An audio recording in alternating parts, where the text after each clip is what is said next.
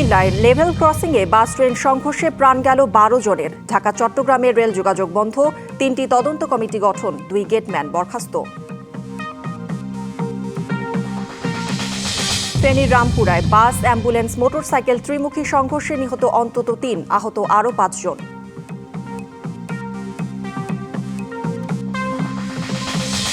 বাংলাদেশ ভারত সম্পর্ক উন্নয়নে এগুতে হবে দুদেশকেই। বহুমাত্রিক সম্পর্কের কাঠামো নতুন করে পর্যালোচনার পরামর্শ বিশেষজ্ঞদের।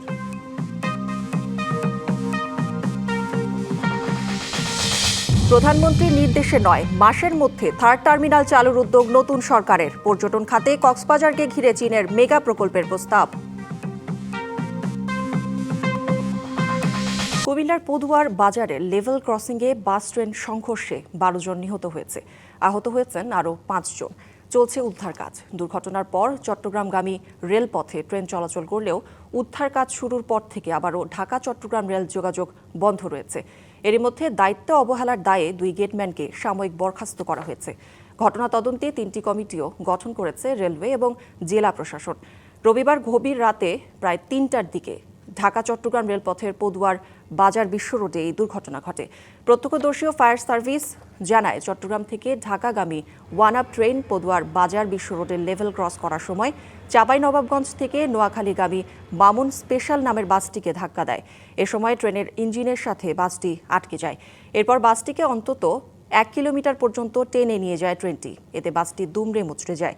ঘটনাস্থলে 3 জন মারা যান। আহত 14 জনকে কুমিল্লা মেডিকেল কলেজ হাসপাতালে নিলে চিকিৎসাধীন অবস্থায় আরও 9 জন মারা যায়। নিহতদের মধ্যে 7 জন পুরুষ, 2 শিশু ও 3 জন নারী রয়েছে।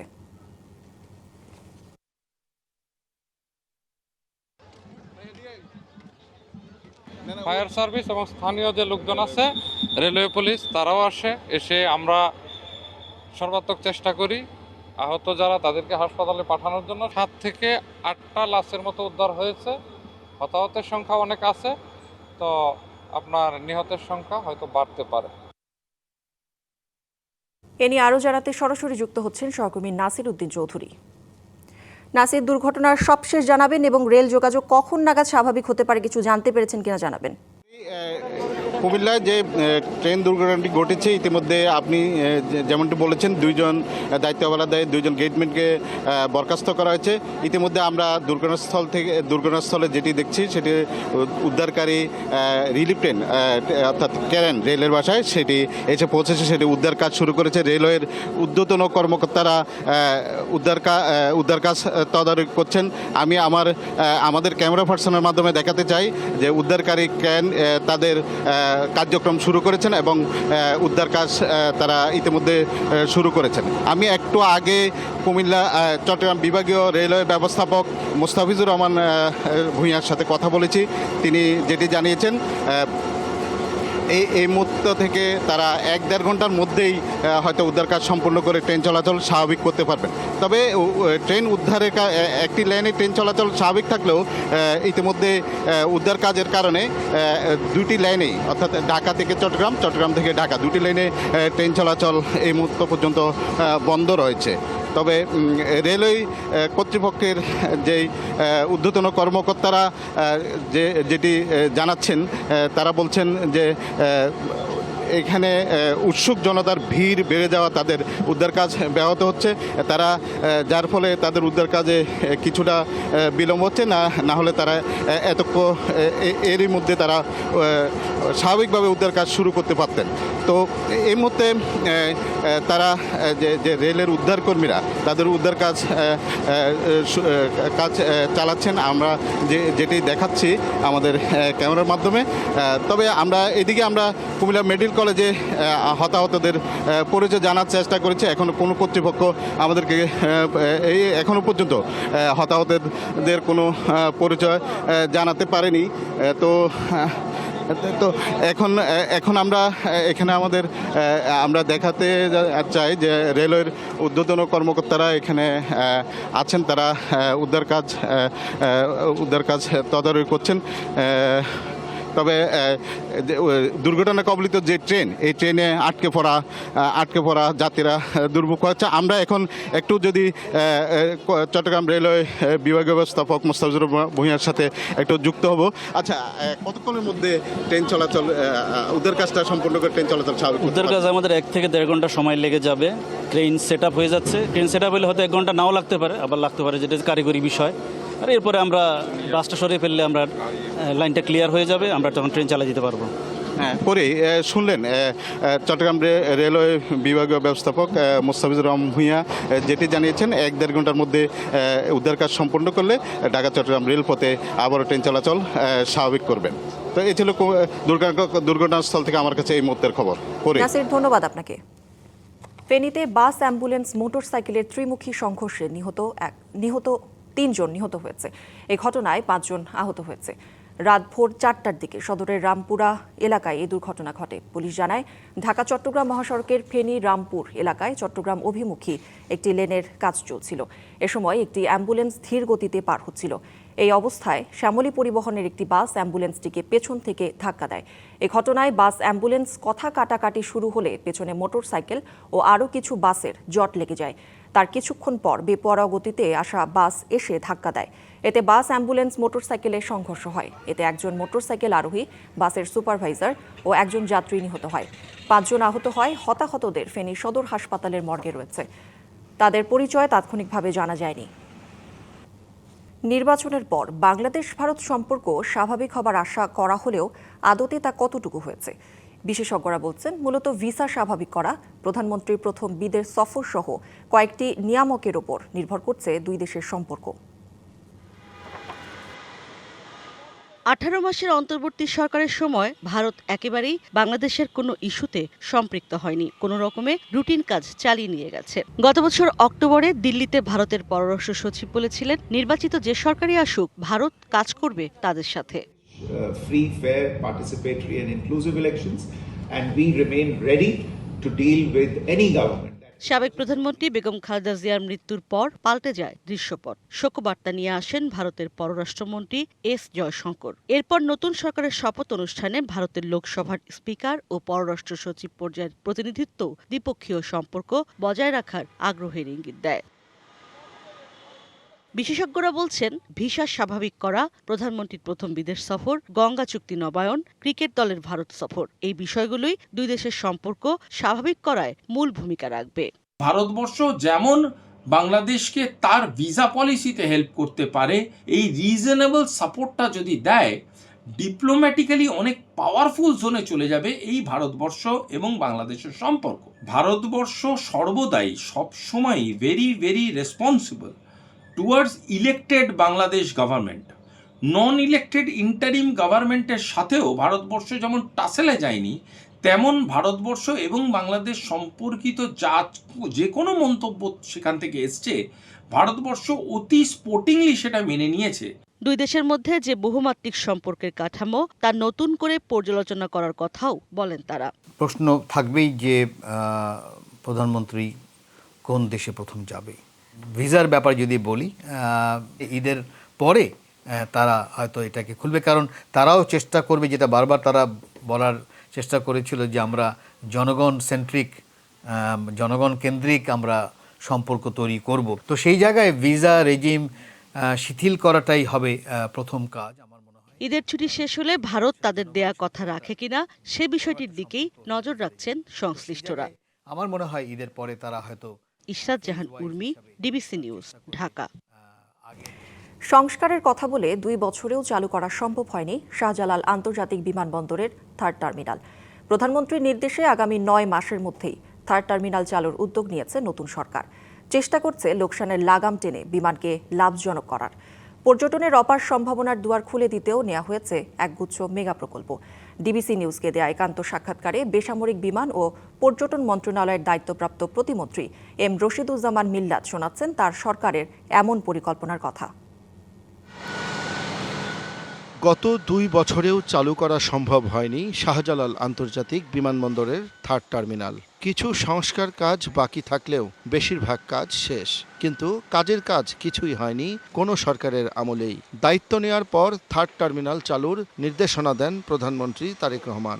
সব কাজ ঠিকমতো চললে ডিসেম্বরের মধ্যেই হযরত শাহজালাল আন্তর্জাতিক বিমানবন্দরের থার্ড টার্মিনাল চালু করা সম্ভব হবে বলে আশাবাদী বিমান প্রতিমন্ত্রী। 31শে মার্চের মধ্যে তারা রিভাইজ একটা প্রপোজাল দিবে, তারপরে আমরা দেখব যে রিভাইজ প্রপোজালটা আমাদের জন্য ভায়াবল কিনা, ফিজিবল কিনা। এখনও ভিভিআইপিটা কমপ্লিট করা হয়নি, ভিআইপিটা কমপ্লিট করা হয়নি। তারপরে মেশিনগুলো ইন্টিগ্রেটেড করে আপনাদের লাগাবে যাতে করে আমাদের লস না হয়। সেরকম অবস্থায় যদি আমরা করতে পারি তাহলে 9 মাসের মধ্যে সম্ভবত সম্ভব হবে। চলতি অর্থবছরেও বিমানে 3,000 কোটি টাকার সম্ভাব্য আয়ের বিপরীতে সংশোধিত ব্যয় ধরা হয়েছে 6,000 কোটি টাকার বেশি। দশকের পর দশক প্রতিষ্ঠানটি এভাবে লোকসানের বোঝা টানতে টানতে ক্লান্ত। বিমান লাভের মুখ আর কবে দেখবে, এমন প্রশ্ন ছিল প্রতিমন্ত্রীর কাছে। লস হওয়ার কোনো কারণ নেই, শুধুমাত্র নিজের মিসহ্যান্ডলিংয়ের জন্য বা নিজের স্বার্থ রক্ষার জন্য যারা বিগত দিনে কাজ করেছে এই জন্য লসগুলো হয়েছে। লস হওয়ার কোনো কারণ নেই। আমরা তদারকি রাখবো, লস হবে না দেখবেন আগামী বছরে আপনি দেখতে পারবেন, লাভের একটা হিসাব দিতে পারবো আপনাকে। টিকিটিংয়ের যাতে করে আর জালিয়াতি না হয়, আমরা এটার একটা প্রক্রিয়া তৈরি করছি, ভালো একটি বোর্ড তৈরি করব। আমরা কিছু ইআই আহ্বান করেছি একটা ভালো সিইও নেওয়ার জন্য। এদিকে মেগা প্রস্তাবনা নিয়ে কক্সবাজার সহ বেশ কিছু অঞ্চলকে পর্যটন নগরী হিসাবে গড়ে তুলতে সহায়তা করতে চায় চীন। পৃথিবীর দীর্ঘতম সমুদ্র সৈকত সহ বেশ কয়েকটি পর্যটন কেন্দ্রকে রূপ দিতে চায় থাইল্যান্ড, মালদ্বীপ ও শ্রীলঙ্কার মতো। আমরা তাকে প্রস্তাব দিতে বলেছি তারা কি করতে চান, এবং যদি এটা লাভজনক বা মানে বাংলাদেশের জন্য হয় তাহলে আমরা তাদের প্রস্তাব গ্রহণ করব। দেশ যদি লাভবান হয় তাহলে আমরা এটা দিয়ে দেব, এবং দিয়ে দেওয়ার জন্য প্রস্তাব ইতিমধ্যেই পাঠিয়ে দিয়েছি। আমরা কিন্তু কাজ শুরু করে দিয়েছি। প্রতিমন্ত্রী জানান, বিমান ও পর্যটন খাতকে লোকসানের হাত থেকে রক্ষা করতে সুদূর প্রসারী পরিকল্পনার পাশাপাশি বেশ কয়েকটি চ্যালেঞ্জিং উদ্যোগও নিতে যাচ্ছে সরকার। জনগণের জন্য ভালো হয় সেটা করব। শাহ ইমন, ডিবিসি নিউজ, ঢাকা। নিজের সবটুকু উজাড় করে বুকে পিঠে করে যে সন্তানদের বড় করেছেন তাদের ছাড়াই বৃদ্ধাশ্রমের নিঃসঙ্গ ঈদ উদযাপন বহু বাবা মায়ের। চোখের জল, চাপা কান্না আর অভিমানে একাকার তাদের উৎসব। পরিবার থেকে দূরে ঠাঁই হওয়া এই মানুষগুলোর জীবন সায়ান্নের ঈদ কাটছে অতীত স্মৃতি রোমন্থন করে। মা নাই, বাবা নাই, যে বয়সে নাতি নাতনি নিয়ে ঈদ উদযাপনের কথা, সে বয়সে চোখের পানি ফেলে অতীতের স্মৃতিচারণ ছাড়া আর কোনো উপায় নেই এই মানুষগুলোর। উচ্চশিক্ষিত সন্তান বিদেশে থাকলেও শেষ বয়সটা পার করতে চান দেশের মাটিতেই। একাকিত্বের মাঝেও সামর্থ্য অনুযায়ী করেন নিজের কাজ। এমন অভিমানের সুর রাজধানীর আগারগাঁওয়ের সরকারি প্রবীণ নিবাসের বাসিন্দা সোহিলি আক্তারের কণ্ঠে। প্রয়াত স্বামী আর বিদেশে থাকা সন্তানদের পরিবারের ফটো অ্যালবাম ঘেটেই দিন পার হয় তার। আমার মেয়েরা আমার এতই ভক্ত ছিল যে আমার আঁচলই ছাড়তো না সারাক্ষণ। হ্যাঁ, ওদের জন্য খারাপ লাগে, কিন্তু ওরা তো এখন একটু বড় হয়ে গেছে, এখন স্মৃতিচারণ ছাড়া আর কিছু নাই। এদিকে উত্তরার আপন নিবাস বৃদ্ধাশ্রমের বাসিন্দাদের ঈদ কাটছে কার্যত আনন্দ আর ফুর্তিতে। তবে বাহ্যিকে আনন্দের বাইরে আছে একাকিত্ব আর চাপা অভিমান। শাড়ি পরেছি, নতুন শাড়ি পরেছি। আমার তো কেউ নেই, আমি তো থাকতাম পরের বাড়ি। আর দুঃখর কি আছে, সেটা যদি আল্লাহ না যায় তা কি করা যাবে বলেন। এইখানে মেলা দিন আসছি, হে পুরো রাস্তার ভেতর 8-9 বছর হয়ে গেছে। সেমাই খাইছি, ফলটা খাইছি, দুধ খাইছি, কলা খাইছি, ভাত খাইছি। শেষ বয়সে উৎসবের মাঝে চোখের পানি জানান দেয় ভেতরে কতটা হাহাকার নিয়ে দিন পার করছেন বৃদ্ধাশ্রমে থাকা মানুষগুলো। নানা সীমাবদ্ধতার মধ্যেও সন্তানদের দিয়েছেন সর্বোচ্চটা। চেয়েছেন নিজের চেয়েও যেন ভালো ভবিষ্যৎ পায় তারা, কিন্তু শেষ বয়সে সেই সন্তানরাই সরে গেছে দূরে। আর মা আর বাবার ঈদ কাটছে নিঃসঙ্গতা আর স্মৃতিকাতরতায়। Hasan Al Mamun, DBC news, Dhaka. পিরোজপুরের একসময় খরস্রোতা বলেশ্বর নদী এখন চরম নাব্য সংকটে। এ নিয়ে বিস্তারিত জানাতে সরাসরি যুক্ত হচ্ছেন সহকর্মী মাহবুবুল আলম। মাহবুব, নাব্য সংকটে কি কি সংকট দেখা দিয়েছে, মানুষের ভোগান্তি সব মিলিয়ে জানাবেন। জি কৌরি, আপনাকে ধন্যবাদ। আমি এই মুহূর্তে রয়েছি পিরোজপুরের যে অন্যতম নদী বলেশ্বর নদীর খেয়াঘাটে। এই নদী থেকে কিন্তু একসময় কিন্তু বড় বড় যে নৌযান, যেগুলো লঞ্চ, স্টিমার এবং জাহাজ চলাচল করতো, যার কারণে এই নদী থেকে কিন্তু বিভিন্ন ধরনের পণ্য পরিবহনের জন্য ব্যবহার করা হতো। তবে দীর্ঘদিনের পরিবর্তনের ফলে কিন্তু নদীতে এখন চর জেগেছে, যার কারণে কিন্তু এখন ছোট ছোট যে নৌযান রয়েছে সেই নৌযানগুলো চলাচল করতে কিন্তু বিভিন্ন ধরনের সমস্যা হচ্ছে। যেমন শীতকাল এবং বলা যায় যে শুকনো যে মৌসুম, সেই মৌসুমে কিন্তু এখান থেকে নৌকা চলাচলের জন্য কিন্তু মারাত্মক বাধা সৃষ্টি হচ্ছে, যার কারণে এখান থেকে যে কয়েক হাজার মানুষ যে চলাচল করে তাদের বিভিন্ন ধরনের সমস্যায় তারা সম্মুখীন হচ্ছে। পাশাপাশি এখানে স্থানীয় যারা, তারা জানিয়েছেন যে একমাত্র পানি উন্নয়ন বোর্ডের স্বেচ্ছাচারিতার কারণে কিন্তু এই নদীটি ভরাট হয়েছে। ঠিক অপরদিকে কিন্তু পানি উন্নয়ন বোর্ড কর্মকর্তা কিন্তু বলছেন যে তাদের নদীতে পরাপার দুটি কিন্তু ব্রিজ হওয়ার কারণে এই নদীটি ভরাট হয়েছে। সবচেয়ে গুরুত্বপূর্ণ বিষয় হলো নদীর সুপেয় পানি ব্যবহার করে এই পার্শ্ববর্তী পিরোজপুর পৌরসভার প্রায় কয়েক লক্ষ মানুষ। এই নদীতে পানি না থাকার কারণে কিন্তু তারা পানির সমস্যায় জর্জরিত হয়েছে। যে পিরোজপুর থেকে এই ছিল সর্বশেষ। মাহবুব, ধন্যবাদ আপনাকে। ঈদের পরদিনও রাজধানী ছাড়ছে মানুষ। সকাল থেকে কমলাপুর রেলওয়ে স্টেশনে যাত্রী নিয়ে ছেড়ে গেছে বেশ কয়েকটি ট্রেন। এছাড়া অনেক যাত্রী আবার ফিরছেন ঢাকাতেও। সেখানে রয়েছেন আমাদের সহকর্মী নাজমুল হুদা। সরাসরি যাব তার কাছে। নাজমুল, ঈদের পরের দিনও তো অনেকে ঢাকা ছাড়ছেন, আবার অনেকে ঢাকায় ফিরছেন। আমরা সংবাদের শুরুতেই জানাচ্ছিলাম যে কুমিল্লায় একটি দুর্ঘটনা ঘটেছে, সেই প্রভাব ঢাকায় ট্রেন শিডিউলে পড়েছে কিনা, যাত্রী চাপ কেমন দেখছেন, সার্বিক অবস্থা আপনার মাধ্যমে জানতে চাই। জি কৌরি, কুমিল্লায় যে মর্মান্তিক দুর্ঘটনা ঘটেছে সেই দুর্ঘটনায় এখন পর্যন্ত ঢাকাতে তেমন কোনো প্রভাব পড়েনি। অর্থাৎ কমলাপুর রেলওয়ে স্টেশনে সকাল থেকে বেশ কয়েকটি ট্রেনই ছেড়ে গিয়েছে সময় মতো, এবং মূলত যেটি দুর্ঘটনাটি হয়েছে সেটি কুমিল্লাতে হয়েছে, এবং সেই জায়গাটি মূলত যে চট্টগ্রাম থেকে ঢাকা এই রুটটা, আসলে এই রুটে দুর্ঘটনা হয়েছে। তবে এই রুটের দুটি ট্রেন ছিল, একটা ছিল মহানগর প্রভাতী, যেটি সকাল 8:30টার দিকে ছেড়ে গেছে, এবং আরেকটি ট্রেন ছিল সেটিও 9:30টার দিকে ছেড়ে গেছে। অর্থাৎ আমরা খোঁজ নিয়েছিলাম, জানতে পেরেছি যে ওই ডাউন যে লাইনটি রয়েছে, অর্থাৎ ঢাকা থেকে চট্টগ্রামগামী যে লাইনটি রয়েছে, সেই লাইনটিতে আসলে নির্বিঘ্নেই ট্রেনগুলো চলতে পারছে। এবং আজকে ঈদের পরদিনও কিন্তু আপনি দেখতে পাচ্ছেন যে অনেক যাত্রী আসলে ঢাকা ছাড়ছেন। আমরা কথা বলেছিলাম যাত্রীদের সঙ্গে যে ঈদের পরদিনই আসলে তারা কেন ঢাকা ছাড়ছেন। তারা আমাদেরকে জানিয়েছেন যে ঈদের আগে যেহেতু যাত্রীদের অনেক চাপ ছিল, অনেক ভিড় ছিল, পরিবার নিয়ে হয়তো তারা যেতে পারেননি, যে কারণে আসলে তারা ঈদের পরেই একটু যাতে ভিড়টা কম রয়েছে সেজন্য ঈদের পরেই তারা যাওয়ার জন্য যে প্রস্তুতি, সেই প্রস্তুতি নিয়েছেন, এবং তারা কিন্তু নির্বিঘ্নে যেতে পারছেন। আজও অনেকে যাচ্ছেন, এবং ট্রেনগুলো পুরো একদম যাত্রী ভরেই আসলে ট্রেনগুলো ছেড়ে যাচ্ছে। নাজমুল, ধন্যবাদ আপনাকে।